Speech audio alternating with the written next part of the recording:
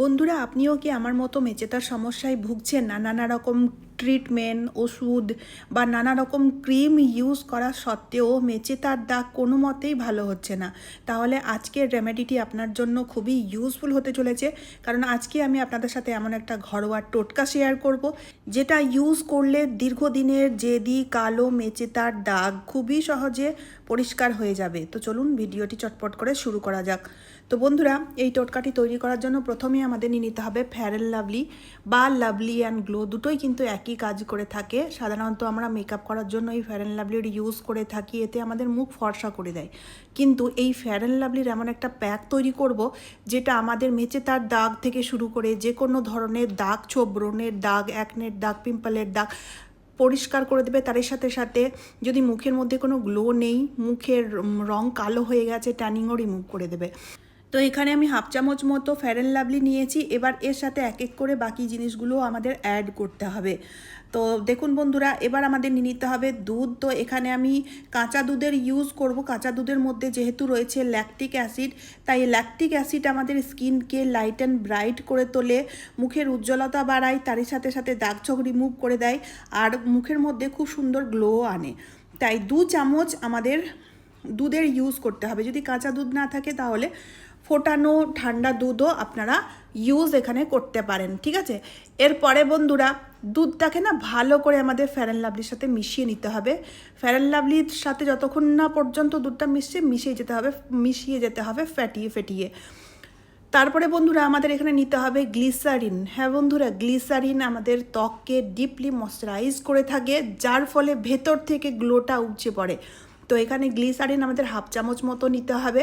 আর glycerine নেওয়ার পরে গ্লিসারিনটাকেও ভালো করে মিশিয়ে দেবো। দেখুন বন্ধুরা, ফেয়ার অ্যান্ড লাভলি দুধের সাথে ভালোভাবে মিশে যাওয়াতেই দারুণ একটা ঘনত্ব এসে যায়।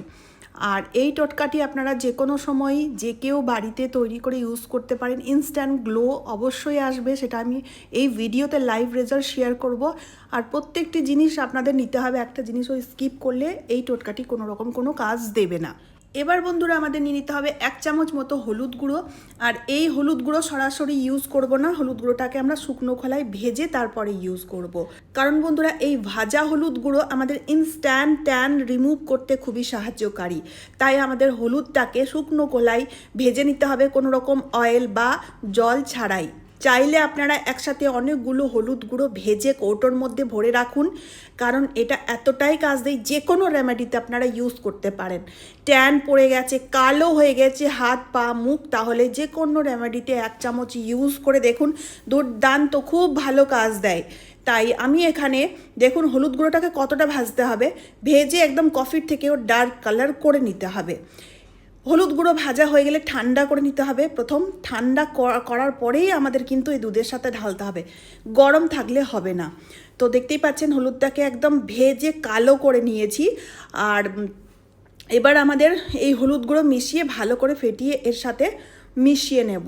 রেমেডিটি তৈরি করা খুবই সহজ, মাত্র কয়েকটি জিনিস দিয়েই চটজলদি ইনস্ট্যান্ট আমরা ইউজ করতে পারবো, ইনস্ট্যান্ট রেজাল্টও পাবো। প্রত্যেকটি জিনিস আমরা বাড়িতেই পেয়ে যাব, আলাদা করে কোনো জিনিস আমাদের কিনতে লাগবে না। তো রেমেডি তৈরি হয়ে গেছে, এবার কিভাবে অ্যাপ্লাই করতে হবে সেটাও কিন্তু আমাদের জানা দরকার। তো চলুন বন্ধুরা, দেখে নিই কীভাবে অ্যাপ্লাই করতে হবে আর কেমন রেজাল্ট পাওয়া যায়।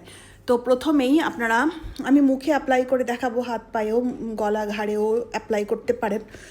তো বন্ধুরা, মুখে অ্যাপ্লাই করব যেহেতু, তাই আমি মুখটাকে প্রথম পরিষ্কার করে নিচ্ছি, ভালো করে মুখে ডিপ ক্লিনিং করে নেব। তার জন্য আমি দুধ দিয়ে মুখটাকে একটু মাসাজ করে এবার আমি কটন দিয়ে ভালো করে মুছে নিচ্ছি টিস্যু পেপার দিয়ে।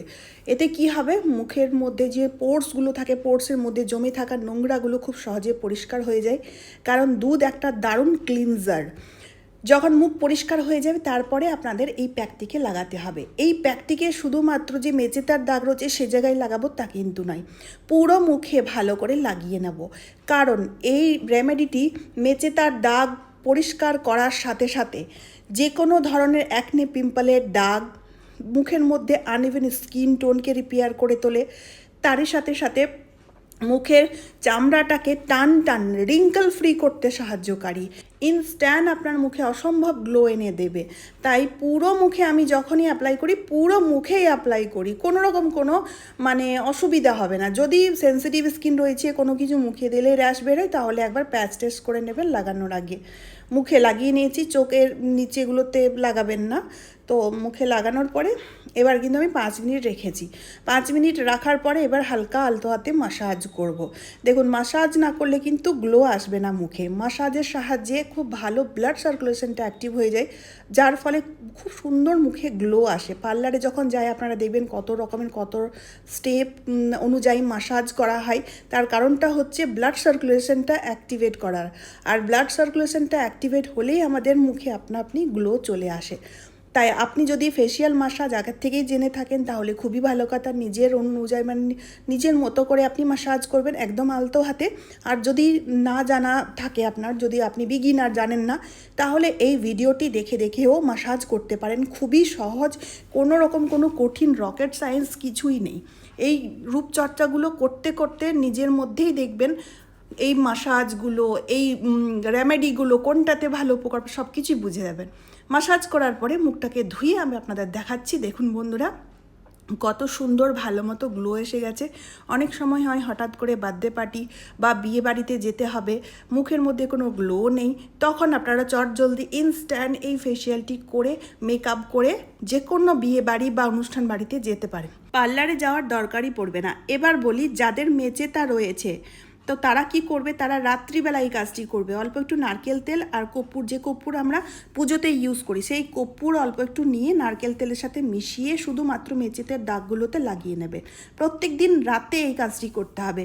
কর্পূর ব্লাড সার্কুলেশনটা অ্যাক্টিভ করে থাকে, তারই সাথে সাথে বন্ধুরা যে মেচেতার দাগ, সেই দাগকে হালকা করতে খুবই সাহায্যকারী। নারকেল তেল এমনিই আমাদের ত্বকের জন্য খুবই উপকারী, তাই আপনারা ট্রাই করে দেখবেন, মেচেতার দাগ খুব সহজেই রিমুভ হয়ে যাবে। প্রত্যেক দিন এই টোটকাটি, এই যে লাস্টের টোটকাটি মেচেতার জন্য বলছি, প্রত্যেক দিন রাত্রেবেলায় ঘুমাতে যাওয়ার আগে লাগাতে হবে।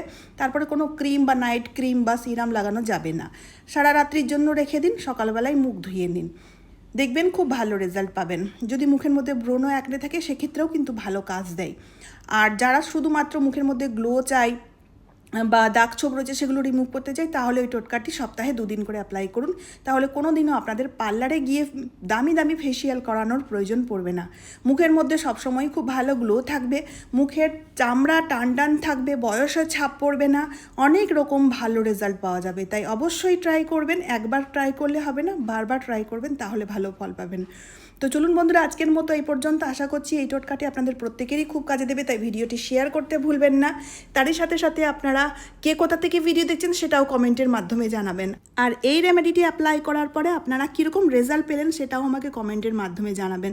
তো চলুন, আবারও দেখা হচ্ছে অন্য কোনো নতুন ভিডিওতে। আপনারা সবাই খুব ভালো সুস্থ থাকবেন। টাটা বন্ধুরা।